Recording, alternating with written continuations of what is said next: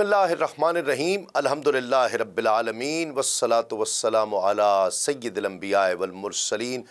ناظرین کرام السلام علیکم ورحمۃ اللہ وبرکاتہ۔ میں ہوں تسلیم احمد صابری اور آپ پروگرام دیکھ رہے ہیں آدم سے خاتم تک۔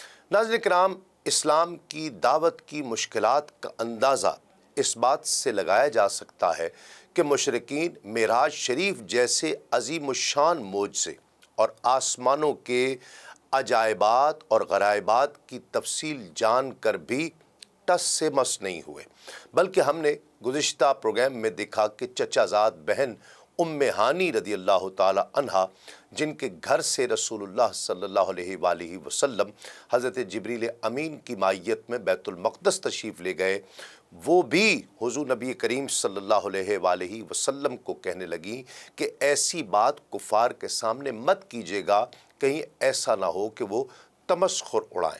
لیکن حضور نبی کریم صلی اللہ علیہ وآلہ وسلم کسی بھی طرح سے اس فریضے سے ہٹنے کو تیار نہیں ہوئے جو اللہ رب العزت نے ان کے ذمے لگایا تھا۔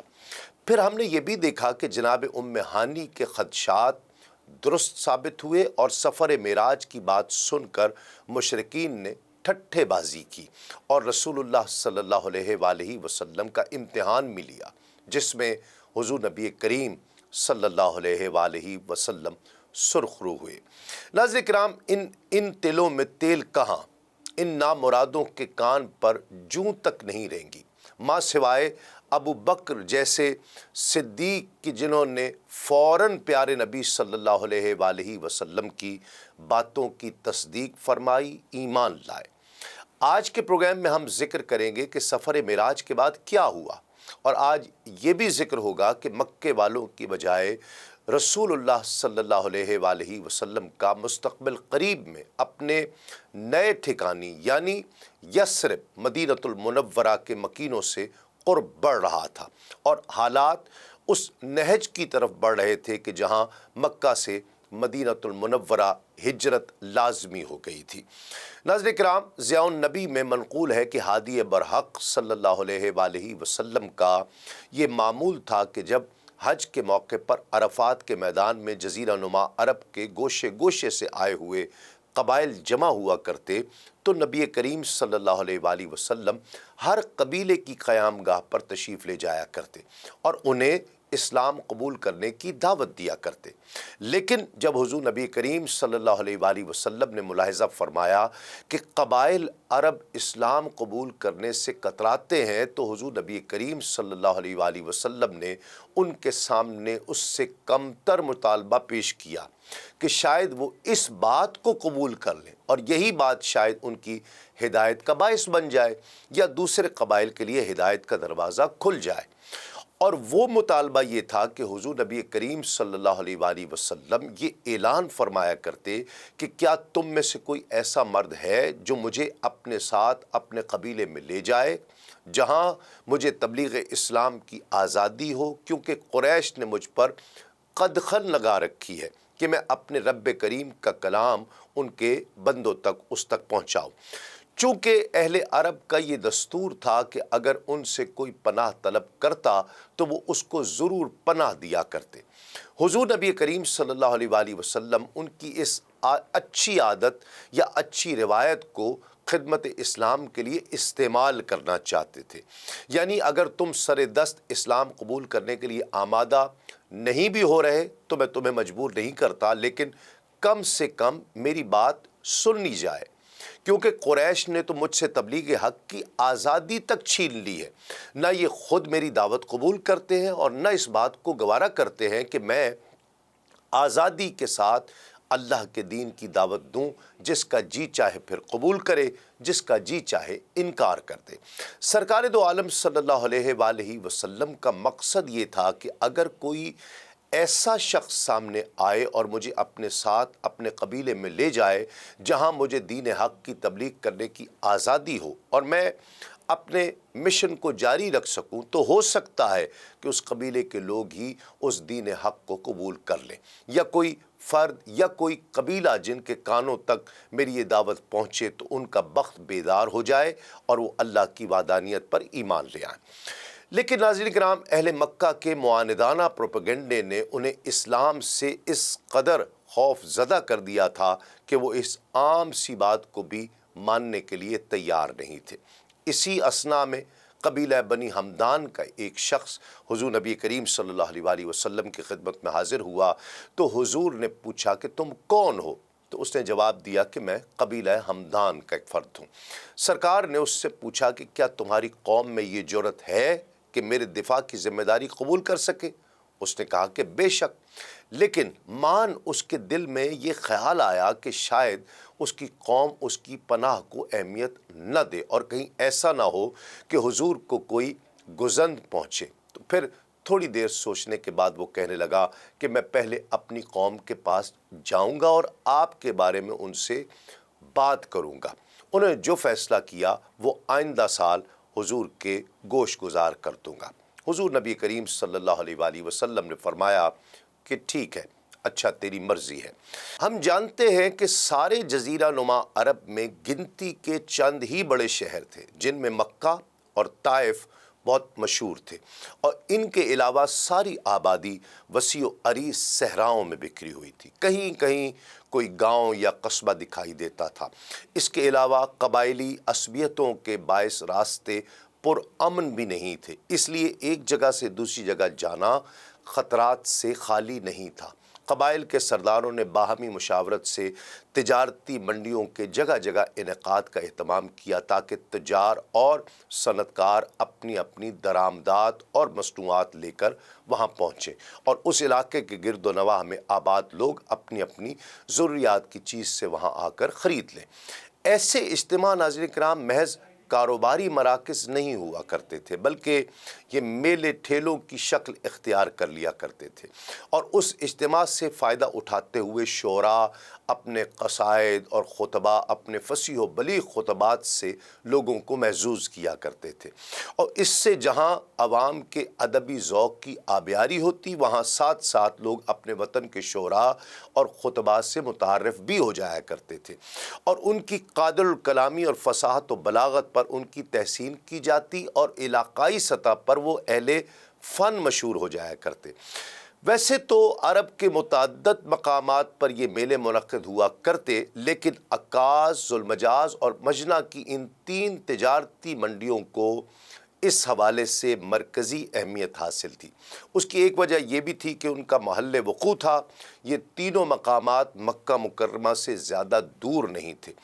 عربوں کی تاریخ بیان کرتے ہوئے ان تجارتی اجتماعات یا میلوں کا ہم پہلے تفصیل سے ذکر کر چکے ہیں، اور ان کی تاریخیں بھی ایسی ہوا کرتی تھیں جو فریضہ حج کی ادائیگی کے لیے آنے والے تمام زائرین کے واسطے بڑی آرام دہ ہوا کرتی تھی، بہت فیزیبل ہوا کرتی تھی۔ فریضہ حج کی ادائیگی کے لیے تو انہیں مکے آنا ہی پڑتا تھا، اور اسی ایک سفر میں ہی وہ ان منڈیوں میں حج بھی کر لیا کرتے اور بآسانی ان منڈیوں میں شرکت بھی کیا کرتے۔ بیچنے والے اپنا سامان بیچا کرتے اور ضرورت مند اپنی ضروریات کی اشیاء خرید لیا کرتے۔ اس کے بعد عازمین فریضہ حج کی ادائیگی کے لیے مکہ مکرمہ پہنچ جاتے اور زمانہ جاہلیت کی رسوم و رواج کے مطابق حج کرتے اور پھر اپنے گھروں کو واپس لوٹ جایا کرتے۔ ناظرین کرام، ایام حج میں جب جزیرہ عرب کے اطراف و اکناف سے آنے والے قبائل مکہ، منا اور عرفات میں اقامت پذیر ہوتے تو حضور پر نور صلی اللہ علیہ وآلہ وسلم ہر قبیلے کی رہائش گاہ پر باری باری تشریف لے جایا کرتے اور انہیں اسلام کی دعوت دیا کرتے۔ رحمت عالم صلی اللہ علیہ وآلہ وسلم کو فرائض نبوت کی ادائیگی کا احساس ہر وقت بے چین کیے رکھتا۔ دور و نزدیک جہاں کہیں بھی اہل عرب کے اجتماع کی حضور نبی کریم صلی اللہ علیہ وآلہ وسلم کو اطلاع ملا کرتی، آپ وہاں تشریف لے جاتے اور گمراہ انسانیت کو راہ راست پر گامزن کرنے کی اپنی کوشش کی انتہا فرما دیتے۔ مطرق بن منیب عامری رحمۃ اللہ تعالی علیہ اور ابو طارق رضی اللہ تعالیٰ عنہ سے مروی ہے کہ میں نے اللہ کے رسول صلی اللہ علیہ وآلہ وسلم کو ذی المجاز کے میلے میں تبلیغ کرتے دیکھا۔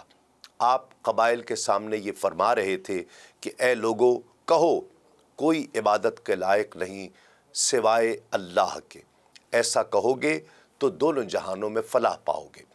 یہ سن کر کسی شاتم اور بدبخت نے حضور نبی کریم صلی اللہ علیہ وآلہ وسلم کے رخ انور پر معاذ اللہ تھوکنا شروع کر دیا۔ کسی نے مٹھی میں مٹی بھر کر اس پیکر نور پر پھینکنا شروع کر دی اور بعض لوگ گالیاں تک پکنے لگے۔ یہ سلسلہ جاری رہا یہاں تک کہ دوپہر ہو گئی، لیکن آپ ثابت قدمی سے وہاں جمے رہے، ان تمام چیلنجز کا سامنا کرتے رہے، یہاں تک کہ ایک نامعلوم بچی پانی کا پیالہ لے کر وہاں آئی۔ حضور نے اپنے رخ انور کو اور اپنے مبارک ہاتھوں کو دھویا اور فرمایا کہ اے بیٹی، اپنے باپ کے بارے میں یہ اندیشہ مت کرو کہ اس کو کوئی مغلوب کر لے گا یا کوئی رسوا کرے گا۔ میں نے لوگوں سے پوچھا کہ یہ بچی کون ہے، تو لوگوں نے بتایا کہ اللہ کے پیارے رسول کی بیٹی زینب ہے۔ اسی طرح عامر بن مسلمہ الحنفی، جو نبی رحمت صلی اللہ علیہ وآلہ وسلم کی حیات مبارکہ کے آخری ایام میں مشرف باسلام ہوئے اور بنی حنیفہ قبیلہ کا ایک فرد تھے، وہ بیان کرتے ہیں کہ میں نے سرکار دو عالم صلی اللہ علیہ وآلہ وسلم کو لگاتار 3 سال دیکھا کہ آپ عکاظ، ذوالمجاز اور مجنہ کے میلے میں تشریف لایا کرتے اور ہمیں اللہ پر ایمان لانے کی دعوت دیا کرتے، اور یہ بھی فرماتے کہ مخالفین کے مقابلے میں میرا دفاع کرو، یہاں تک کہ میں اپنے رب کے پیغام کو پہنچا سکوں، اور اس کام کے بدلے میں حضور ہمیں جنت کا مژدہ سنایا کرتے۔ پس نہ حضور صلی اللہ علیہ وآلہ وسلم کی دعوت کو ہم نے قبول کیا اور نہ کبھی کوئی خوبصورت یعنی حوصلہ افزا جواب دیا، بلکہ ہم حضور کے ساتھ بڑی درستی سے پیش آیا کرتے، پھر بھی حضور حلم اور برداشت کا زبردست مظاہرہ فرمایا کرتے۔ عامر بن مسلمہ کہتے ہیں کہ میں اپنے وطن حج کر کے واپس گیا تو مجھے ایک عالم قبائلی ہودہ بن علی نے کہا کہ اس سفر حج کی کوئی خاص بات بتاؤ۔ میں نے کہا کہ وہاں میں نے ایک قریشی کو دیکھا ہے جو باری باری سب قبائل کے پاس جاتا ہے اور انہیں اللہ وحدہ لا شریک پر ایمان لانے کی دعوت دیتا ہے، اور ان سے یہ مطالبہ کرتا ہے کہ دشمنوں سے وہ اس کا دفاع کریں تاکہ وہ اپنے رب کا پیغام پہنچا سکیں، اور اگر انہوں نے ایسا کیا تو وہ جنت کے مستحق ہوں گے۔ ہودہ نے کہا کہ وہ قریش کے کس خاندان سے ہیں؟ تو میں نے بتایا کہ نسب کے لحاظ سے سب سے زیادہ اعلیٰ خاندان بنو عبد المطلب کے فرزند ہیں۔ ہودہ نے پوچھا کہ کیا وہ محمد بن عبد المطلب تو نہیں؟ تو میں نے کہا ہاں بالکل وہی ہیں۔ ہودہ نے کہا سنو عامر، ان کا دین ان قریب یہاں تک یعنی ہمارے علاقے تک غالب آ جائے گا۔ میں نے حیرت سے کہا کہ یہاں تک؟ تو اس نے کہا کہ بالکل، بلکہ اس سے آگے بھی جائے گا۔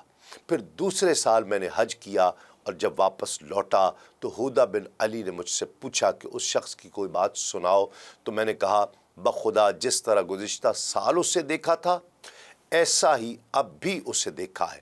پھر تیسرے سال میں جب حج کے لیے گیا اور یہ آخری زیارت تھی جو مجھے نصیب ہوئی، تو اب حالات بالکل بدل گئے تھے۔ اب اس کی دعوت کی بڑی شان تھی اور جگہ جگہ ان کی دعوت کا چرچا بھی تھا۔ علامہ ابن کثیر اور امام حلبی لکھتے ہیں کہ موسیٰ بن عقبہ سے روایت کرتے ہوئے کہ رسول اللہ صلی اللہ علیہ وآلہ وسلم سال ہا سال ہر حج کے موقع پر دور دراز سے آئے ہوئے قبائل عرب کے سامنے اپنی دعوت پیش کیا کرتے اور ہر قبیلے کے رئیس اور شریف آدمی سے گفتگو فرمایا کرتے۔ حضور کے ارشاد کا خلاصہ یہ ہوا کرتا کہ میں تم سے کسی کو کسی چیز پر ایمان لانے پر مجبور نہیں کرتا، جو دعوت میں دیتا ہوں جس کو وہ پسند آ جائے بے شک اسے قبول کرے، اور جسے پسند نہ آئے میں اسے مجبور نہیں کرتا کہ وہ ضرور ہی میری دعوت پر ایمان لائے۔ میں تو یہ چاہتا ہوں کہ مشرکین میرے قتل کے جو منصوبے بنا رہے ہیں ان سے میرا دفاع کرو، یہاں تک کہ میں اپنے رب کا پیغام اس کے بندوں تک پہنچا دوں، یہاں تک کہ اللہ میرے بارے میں اور میرے ساتھیوں کے بارے میں جو چاہے وہ فیصلہ فرما دے۔ علامہ ابن کثیر لکھتے ہیں کہ رسول اللہ صلی اللہ علیہ وآلہ وسلم کی جانب سے دعوت کا یہ سلسلہ سال ہا سال تک جاری رہا، لیکن ان قبائل میں سے کوئی بھی ایمان نہیں لایا، بلکہ وہ ڈٹائی کے ساتھ یہی راگ الاپتے کہ اس شخص یعنی محمد صلی اللہ علیہ وآلہ وسلم کی قوم اس کو ہم سے زیادہ جانتی ہے، تم کیا سمجھتے ہو کہ وہ شخص ہماری اصلاح کر سکتا ہے، جس نے نعوذ باللہ معاذ اللہ اپنی قوم کو فتنہ و فساد میں مبتلا کر دیا ہے، اور انہوں نے بھی جواب میں اسے نظر انداز کر دیا ہے۔ ناظرین کرام، ان ظاہری پہم ناکامیوں کے باوجود، دشمنوں کی ایذا رسانیوں اور گری ہوئی گھٹیا حرکتوں کے باوجود، حضور اپنے فریضہ رسالت کی ادائیگی میں کوتاہی کے ذرہ برابر بھی روادار نہ ہوئے، بلکہ یوں معلوم ہوتا تھا کہ ہر پریشانی، ہر مصیبت سے آپ کے عزم میں مزید پختگی آ گئی ہے۔ ادائے فرض کا احساس پہلے بھی سے بھی زیادہ شدت اختیار کر گیا ہے، اور اپنے مالک حقیقی کے نام کو بلند کرنے کا ذوق اور شوق روز بروز بڑھتا چلا جا رہا ہے۔ ناظرین کرام، یہ ذکر جاری ہے ایک مختصر سے وقفے کے بعد۔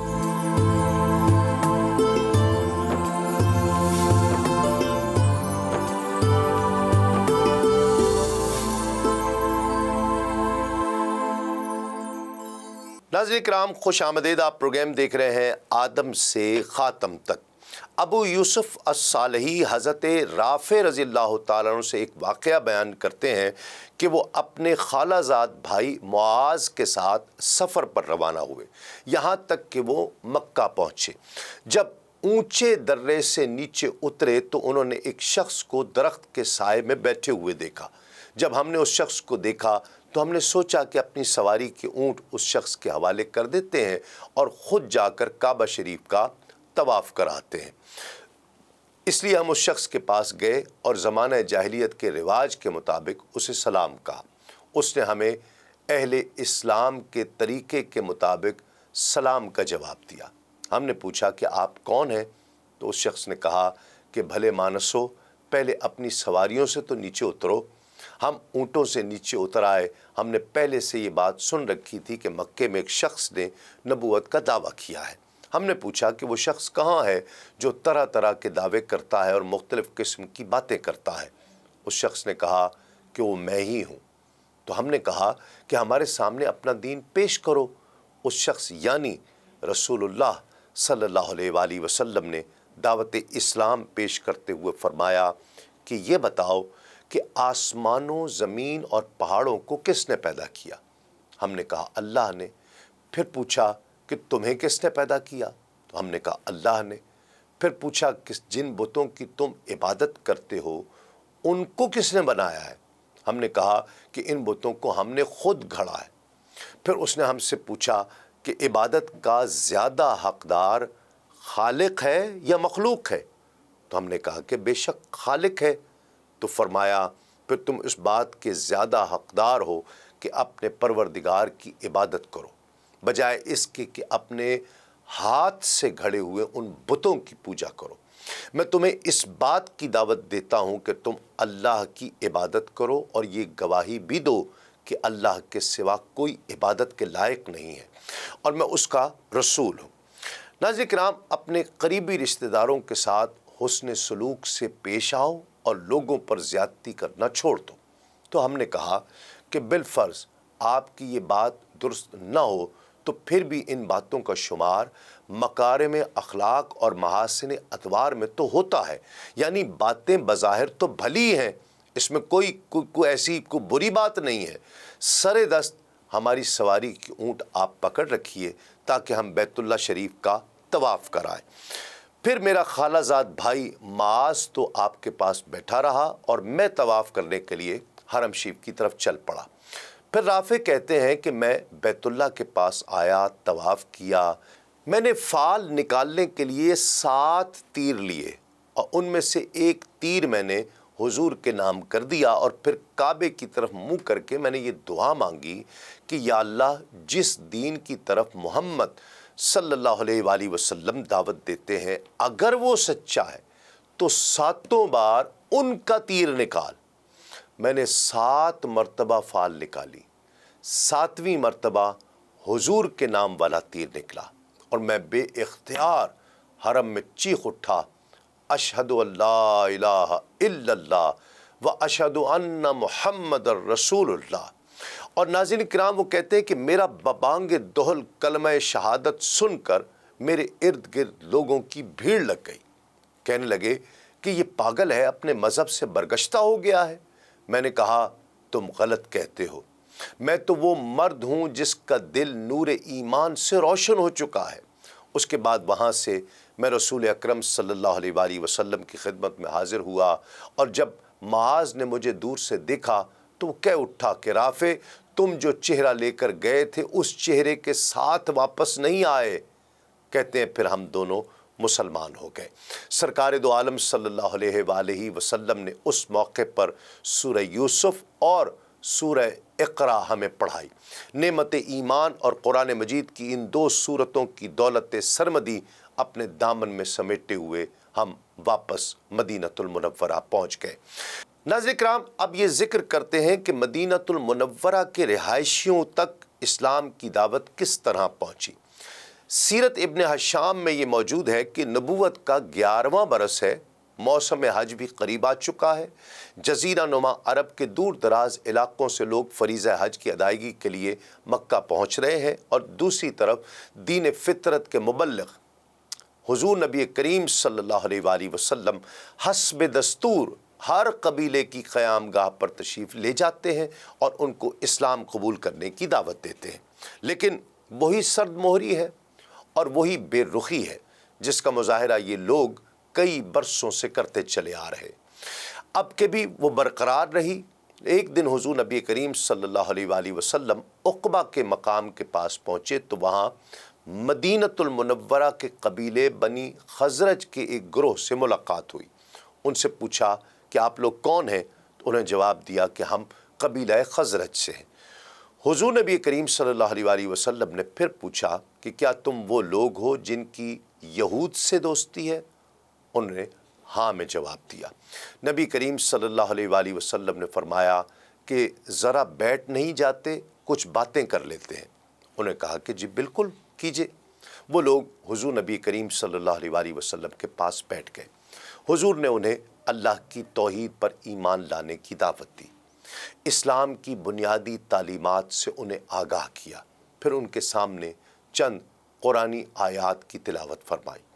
ان لوگوں کی خوش قسمتی یہ تھی کہ ان کے شہر میں چند یہودی قبائل بھی آباد تھے، اور وہ لوگ صاحب علم اور اہل کتاب تھے، جبکہ انصار یہ لقب ہجرت کے بعد دیا گیا کہ ان کے قبائل بت پرست ہوا کرتے تھے۔ اکثر ان کے درمیان چھیڑ چھاڑ رہا کرتی تھی۔ جب جنگ کی نوبت آتی تو یہودی انہیں خبردار کیا کرتے، ان قریب ایک نبی تشریف لانے والے ہیں، ہم اس پر ایمان لے آئیں گے اور ان کی پیروی کریں گے، پھر ہم مضبوط ہو کر تمہیں اس طرح بے دریغ قتل کریں گے جس طرح قوم عاد اور قوم ارم کو قتل کیا گیا تھا۔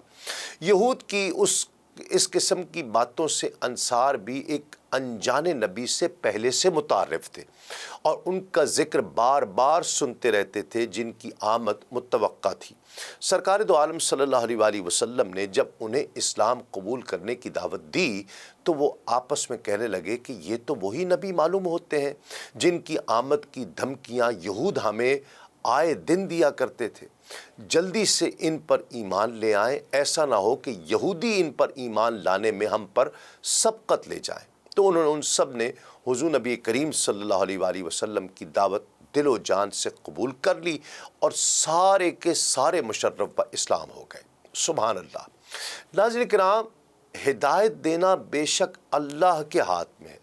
پھر انہوں نے گزارش کی کہ یا رسول اللہ، ہماری قوم میں عداوت اور بغض کے شعلے صدیوں سے بھڑک رہے ہیں، باہمی دشمنیوں نے ہمیں پارا پارا کر دیا ہے۔ ہم انہیں حضور کا یہ پیغام پہنچائیں گے جس دین پر ہم ایمان لائے ہیں، اور انہیں بھی ترغیب دیں گے کہ وہ بھی اس کو قبول کر لیں۔ اگر وہ متفقہ طور پر سب ایمان لے آئیں تو پھر ہمارے یہاں حضور سے بڑھ کر کوئی معزز اور محترم نہیں ہوگا۔ انہوں نے آئندہ سال پھر شرف باریابی کا وعدہ کیا اور اپنے قلوب و اذہان کو نور اسلام سے منور کر کے اپنے وطن یثرب لوٹ گئے۔ زمانہ جاہلیت میں اہل عرب فریضہ حج ادا کرنے کے لیے ماہ ذی الحج میں مکہ مکرمہ آیا کرتے تھے، لیکن عمرہ ادا کرنے کے لیے وہ ماہ رجب میں ہی یہاں پہنچ جایا کرتے تھے۔ گویا سال میں 2 مرتبہ مختلف علاقوں کے عرب قبائل مکہ مکرمہ میں مختلف ایام میں حاضری دیا کرتے۔ حاکم نے مستدرک میں لکھا ہے کہ بنو خزرج کے یہ 6 افراد ماہ رجب میں عمرہ کرنے کے لیے یہاں آئے ہوئے تھے، اور اللہ کی خصوصی نوازش نے انہیں اپنے حبیب کی خدمت میں حاضر کر دیا اور ان کے دلوں کو حضور کی دعوت قبول کرنے کے لیے کشادہ کر دیا۔ علامہ زینی دہلان لکھتے ہیں کہ اس روز ایمان لانے والوں کی تعداد 6 تھی، اور سب کے سب بنی خزرج کے افراد تھے، اور ان خوش نصیبوں کے اسمائے گرامی یہ ہیں: پہلے خوش قسمت ابو امامہ اسد بن زرارہ۔ ابو نعیم کہتے ہیں کہ قبیلہ خزرج میں سب سے پہلے ایمان لانے کی سعادت انہیں ہی نصیب ہوئی، اور ان کا تعلق بنو نجار سے تھا۔ اوف بن حارث، ان کی والدہ کا نام افرا ہے۔ رافع بن مالک بن عجلان، ان کا تعلق بنو زریق سے تھا، اور قطبہ بن عامر بن حدیدہ یہ بنو سلمہ قبیلہ کے فرد تھے۔ عقبہ بن عامر، ان کا تعلق قبیلہ بنی حرام سے تھا۔ جابر بن عبداللہ یہ بنو عبید قبیلے سے تھے۔ ناظرین کرام، اب اس اہم پیش رفت کا تذکرہ کرتے ہیں جسے اسلام کی دعوت میں ایک اہم سنگ میل کی حیثیت حاصل ہوئی، یعنی بیعت عقبہ اولیٰ۔ علامہ سہیلی لکھتے ہیں کہ وطن پہنچ کر مسلمان ہونے والے اہل یثرب نے نبی مکرم صلی اللہ علیہ وآلہ وسلم کے ساتھ اپنی ملاقات کا حال اپنی قوم کو بتایا اور نئے دین سے انہیں متعارف کروایا۔ انہیں یہ بھی آگاہ کیا کہ ہم نے اس دین کو قبول کر لیا ہے، اور اپنی قوم کے افراد کو بھی اسلام قبول کرنے کی دعوت دی۔ جو لوگ نبی مکرم صلی اللہ علیہ وآلہ وسلم اور دین اسلام سے اب تک ناواقف تھے، ان لوگوں کی کوششوں سے وہ بھی متعارف ہوئے، اور اس طرح یوں سمجھ لیجئے کہ گھر گھر حضور کا ذکر خیر ہونے لگا۔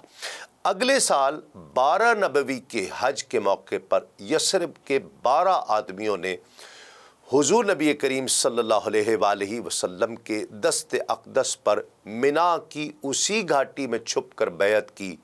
یہ بیعت اسی جگہ لی گئی جہاں اب مسجد عقبہ موجود ہے، اور اسے ہی بیعت عقبہ اولیٰ کہا جاتا ہے۔ سیرت ابن ہشام اور سیرت ابن کثیر کے مطابق حضرت عبادہ بن صامت رضی اللہ تعالیٰ عنہ فرماتے ہیں کہ میں ان لوگوں میں شامل تھا جنہوں نے بیعت عقبہ اولیٰ میں شرکت کی تھی۔ ہماری تعداد 12 تھی۔ جن امور پر نبی کریم صلی اللہ علیہ وآلہ وسلم نے ہماری بیعت لی، ان کی تفصیل یہ تھی کہ اللہ کے ساتھ کسی کو شریک نہیں ٹھہرائیں گے، ہم چوری نہیں کریں گے، بدکاری نہیں کریں گے، اپنی اولاد کو قتل نہیں کریں گے، کوئی جھوٹا الزام نہیں لگائیں گے جو ہم نے خود گھڑ لیا ہو اپنے ہاتھوں اور پاؤں کے درمیان، اور آپ کی نافرمانی نہیں کریں گے کسی بھی نیک کام میں۔ ان امور پر بیعت لینے کے بعد حضور نبی کریم صلی اللہ علیہ وآلہ وسلم نے فرمایا کہ اگر تم نے اس معاہدے کو پورا کیا تو تمہیں جنت ملے گی، اور اگر تم نے کسی شرط کو پورا نہ کیا تو تمہارا معاملہ اللہ کے سپرد ہوگا، چاہے تو عذاب دے اور چاہے تو بخش دے۔ جن امور کو بجا لانے کے معاہدے کا یہاں ذکر کیا گیا ہے، ناظرین کرام، یہ بعین ہی وہی امور ہیں جن کی بجا آوری کا وعدہ ان خواتین سے لیا جاتا جو اسلام کو قبول کرتی تھیں، اور جن کا ذکر سورۃ الممتحنہ کی آیت میں کیا گیا ہے، اور وہ آیت مبارکہ کا ترجمہ ہے کہ اے نبی، جب حاضر ہوں آپ کی خدمت میں مومن عورتیں تاکہ آپ سے اس بات پر بیعت کریں کہ وہ اللہ کے ساتھ کسی کو شریک نہیں بنائیں گی، اور نہ چوری کریں گی، اور نہ بدکاری کریں گی، اور نہ اپنے بچوں کو قتل کریں گی، اور نہ لگائیں گی جھوٹا الزام جو انہوں نے گھڑ لیا ہو اپنے ہاتھوں اور پاؤں کے درمیان، اور نہ آپ کی نافرمانی کریں گی کسی نیک کام میں، تو انہیں بیعت فرما لیا کریں اور اللہ سے ان کے لیے مغفرت مانگا کریں، بے شک اللہ تعالی غفور الرحیم ہے۔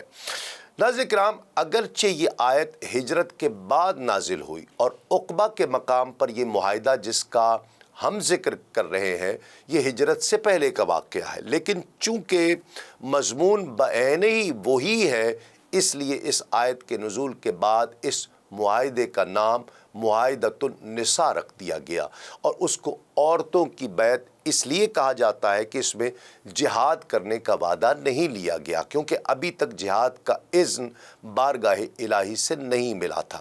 اور اس بیعت کو اس لیے بھی عورتوں کی بیعت کہا گیا کیونکہ اس آیت میں ان امور کا ذکر ہے جن کو بجا لانا عورتوں پر بھی فرض ہے۔ ناظرین کرام، اس موقع پر 12 افراد نے بیعت کی، جن میں سے 5 افراد تو وہ تھے کہ جو پہلے سے اسلام قبول کر چکے ہوئے تھے، جن میں عقبہ بن عامر، اسد بن زرارہ، عوف بن الحارث، رافع بن مالک اور قطبہ بن عامر۔ اسی طرح 7 نئے افراد شامل ہوئے، اور ان 7 شامل افراد کے نام یوں ہیں: معاذ بن حارث، ذکوان بن عبد قیس، عبادہ بن صامت، یزید بن ثعلبہ، عباس بن عبادہ، ابو ہیثم اور اویم بن ساعدہ۔ ناظرین کرام، یہاں ایک مختصر سا وقفے کے بعد لوٹتے ہیں۔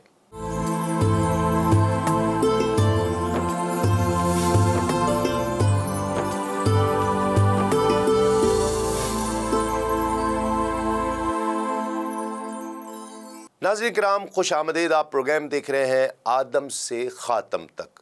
یہ پیغام حق جگہ جگہ پہنچ رہا تھا، اور یثرب سے آئے ہوئے پورا قافلہ جو 12 افراد پر مشتمل تھا، انہوں نے اسلام قبول کیا۔ دعوت حق ملنے کے بعد یہ جو نئے مسلمان ہو رہے تھے، ان کی تعلیم و تربیت بھی ضروری تھی۔ حضور نبی کریم صلی اللہ علیہ وآلہ وسلم نے اہل یثرب کے لیے ایک معلم متعین کرنے کا فیصلہ فرمایا۔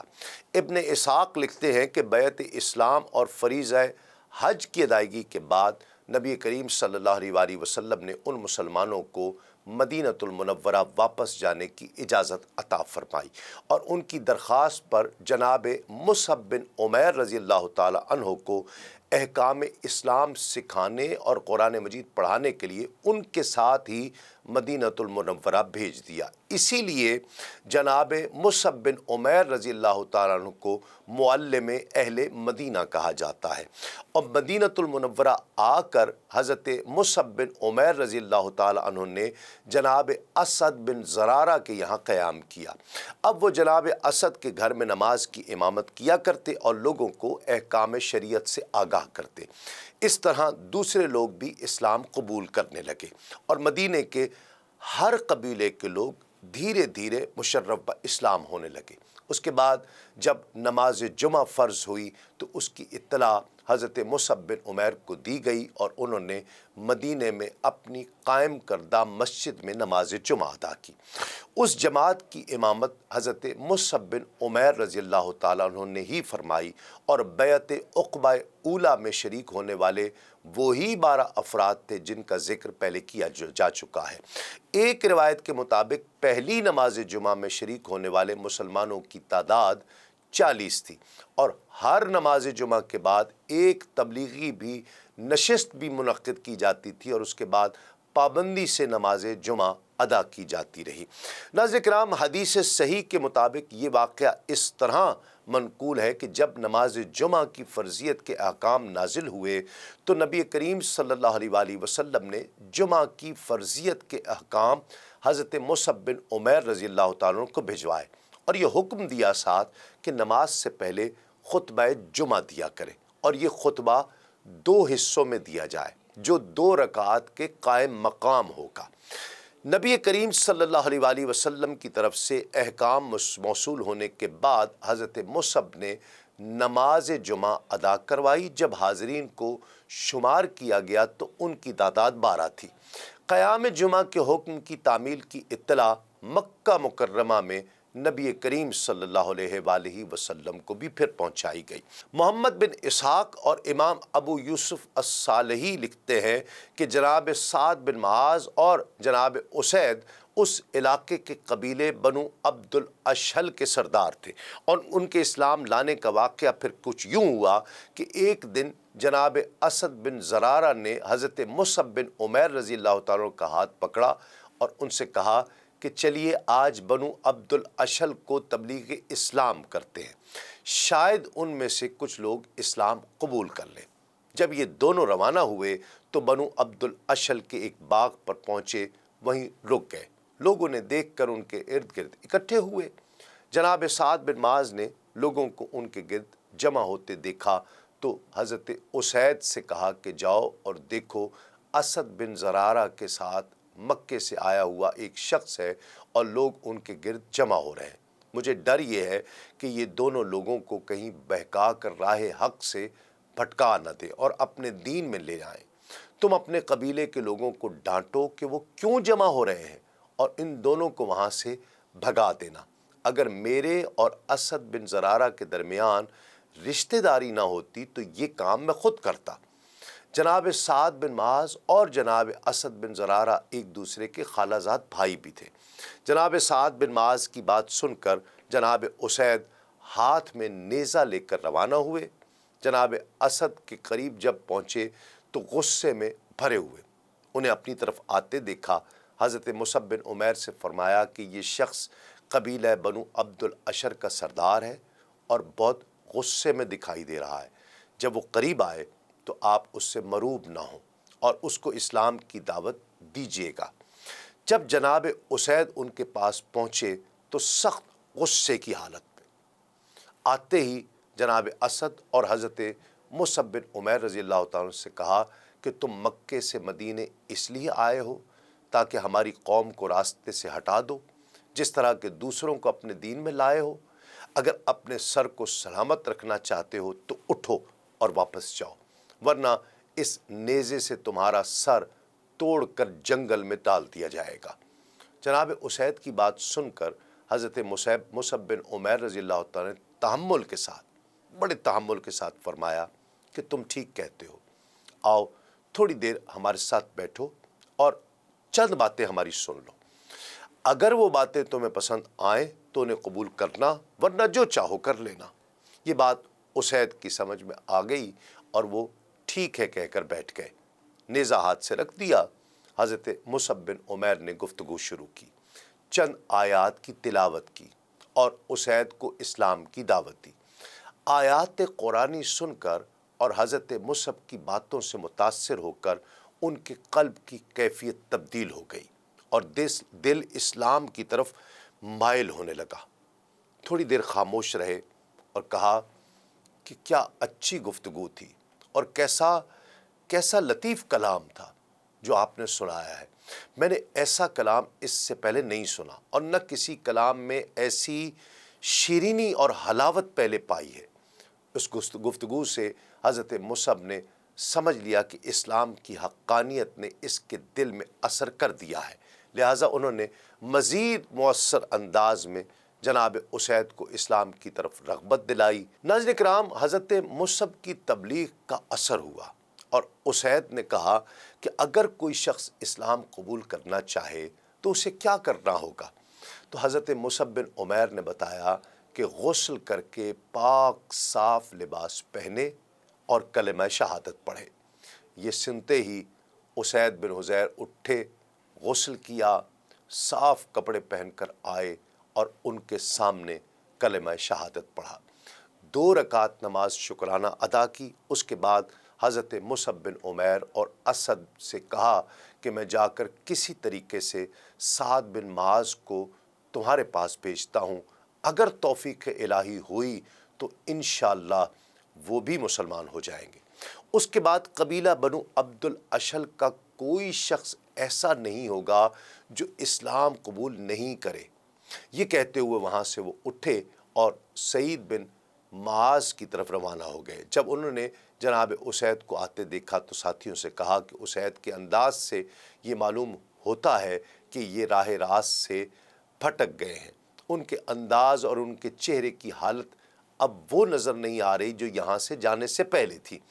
جناب اسید سعد بن معاذ کے پاس پہنچے تو سعد نے کہا کہ کیا معلوم تم نے وہاں جا کر کیا کارنامہ سر انجام دیا ہے؟ تو اسد نے کہا کہ میں نے ان سے انتہائی سخت الفاظ میں گفتگو کی، مگر انہوں نے مجھ سے کوئی سخت اور نازیبا بات مقابلے میں نہیں کی، اور انہوں نے مجھ سے یہ کہا کہ ہم وہی کریں گے جیسا کہ تم چاہو گے۔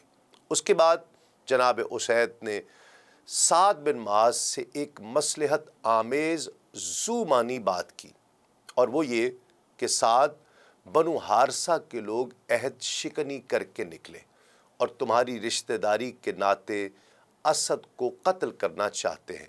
یہ سنتے ہی سعد بن معاذ بھڑک اٹھے، قبائلی غیرت و حمیت جاگی، نیزہ جناب اسد کے ہاتھ سے لیا اور جلدی جلدی چلتے ہوئے حضرت مصعب اور اسد بن زرارہ کے پاس پہنچے تو انہیں مطمئن انداز میں بیٹھا ہوا پایا۔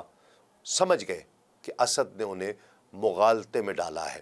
ادھر جناب حضرت مصعب بن عمیر اور اسد نے سعد بن معاذ کو آتے دیکھا تو اسد بن زرارہ نے کہا کہ پرواہ مت کرو، البتہ ان سے حق بات کہنی چاہیے، یہ قبیلے کے سردار ہیں اور انہیں بھی اسلام کی دعوت دینی چاہیے۔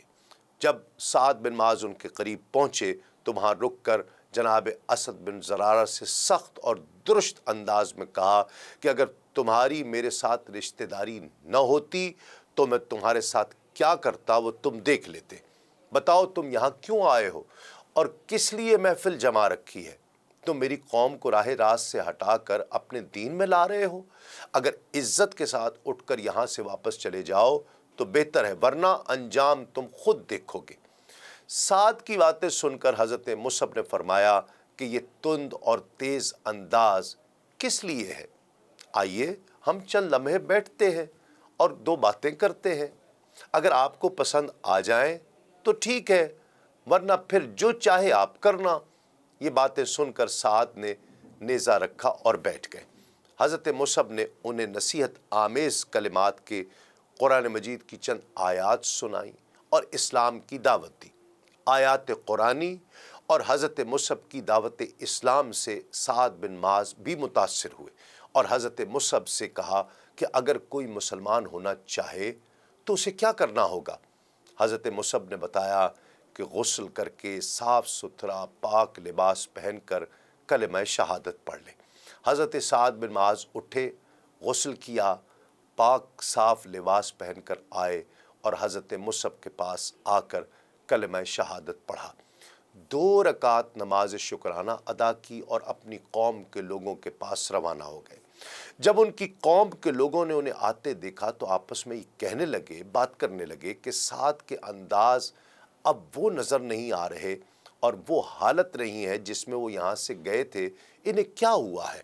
اپنی قوم کے لوگوں کے قریب آ کر حضرت سعد نے ان سے کہا کہ لوگوں، میرے بارے میں تمہارا کیا خیال ہے؟ لوگوں نے کہا کہ آپ ہمارے سردار اور معاشرے کے معزز فرد ہیں، آپ کا حکم ہم سب پر چلتا ہے اور آپ کی اطاعت ہم پر لازم ہے۔ یہ جواب سن کر حضرت سعد بن معاذ نے بآواز بلند کہا، تو لوگوں پھر سن لو، میں نے اسلام قبول کر لیا ہے اور دین محمدی کو اختیار کر لیا ہے، اور قسم کھائی ہے کہ تم سے اس وقت تک بات نہیں کروں گا جب تک کہ تم اللہ اور اس کے پیغمبر رسول صلی اللہ علیہ وآلہ وسلم پر ایمان نہیں لاؤ گے۔ جناب سعد بن معاذ کی اس بات پر ابھی رات نہیں گزری تھی ناظرین کرام کہ قبیلہ بنو عبد الاشل کے مرد و خواتین سب کے سب مشرف با اسلام ہو گئے، اور اس کارنامے کو انجام تک دیکھ کر حضرت اسد بن زرارہ اور حضرت مصعب بن عمیر واپس تشریف لے آئے۔ یہ دونوں معمول کے مطابق تبلیغ اسلام کرتے رہے اور مدینے کا کوئی گھر ایسا نہیں رہا جہاں مرد و خواتین میں سے کوئی نہ کوئی دائرہ اسلام میں داخل نہ ہوا ہو۔ جو نیا دن نکلتا کوئی نہ کوئی آتا اور اسلام قبول کرتا۔ اس طرح مدینۃ المنورہ میں مسلمانوں کی تعداد بڑھتی رہی اور دین محمدی صلی اللہ علیہ وآلہ وسلم ترقی پاتا رہا، یہاں تک کہ 1 سال کا عرصہ گزرا، اور جب آئندہ حج کے مہینے آئے، مدینے سے حج کے لیے قافلہ روانہ ہوا، تو اس میں حضرت مصعب بن عمیر رضی اللہ تعالی عنہ کے ساتھ 73 مسلمان تھے، جنہوں نے مکہ مکرمہ آ کر نبی کریم صلی اللہ علیہ وآلہ وسلم کے دست اقدس پر بیعت استقامت لی۔ اللہ اکبر۔ سیرت ابن کثیر میں بحوالہ دارقطنی تحریر ہے کہ حضرت ابن عباس رضی اللہ تعالیٰ نے بیان کیا کہ بڑھاپے میں حضرت کعب بن مالک رضی اللہ تعالیٰ کی بینائی جاتی رہی تھی، اور ان کے فرزند عبد الرحمن ان کا ہاتھ پکڑ کر مسجد میں لے جایا کرتے تھے۔ حضرت کعب بن مالک رضی اللہ عنہ جب بھی جمعہ کی اذان سنتے تو ابو امامہ اسد بن زرارہ کے لیے دعا فرمایا کرتے، اور عبد الرحمن کہتے ہیں کہ میں نے ایک روز ہمت کر کے اپنے والد سے اس دعا کی وجہ پوچھی، تو انہوں نے کہا ابو امامہ وہ شخص ہے جس نے مدینہ طیبہ میں بقیع القزمات کے مقام پر نماز جمعہ کی ابتدا کی۔ میں نے پوچھا کہ اس وقت آپ لوگوں کی تعداد کتنی تھی، تو انہوں نے فرمایا کہ اس وقت ہم 40 آدمی تھے۔ ناظرین کرام، آج کے پروگرام میں ہم نے ذکر کیا کہ اللہ رب العزت کا دین حق کو غالب کرنے کا وعدہ کیسے پورا ہونے لگا ہے، اور یثرب والے نبی کریم صلی اللہ علیہ وآلہ وسلم کی دعوت پر آمنا صدقنا کہہ کر یکے بعد دیگرے دل سے ایمان لانے لگے۔ یہ گویا رسول اللہ صلی اللہ علیہ وآلہ وسلم کے لیے ایک محفوظ اور مامون ٹھکانے کے قیام کا آغاز تھا، لیکن ہجرت کا وقت ابھی دور تھا۔ البتہ ہجرت کے اسباب ایک ایک کر کے بن رہے تھے۔ آج کے لیے اتنا ہی، انشاءاللہ اگلے پروگرام میں بیعت عقبہ ثانی اور مشرکین کے مزید مظالم کا تفصیل کے ساتھ ذکر ہوگا۔ دیکھتے رہیے آدم سے خاتم تک صرف سنو نیوز پر۔ تسلیم احمد صابری کو اجازت دیجیے۔ السلام علیکم۔ تسلیمات۔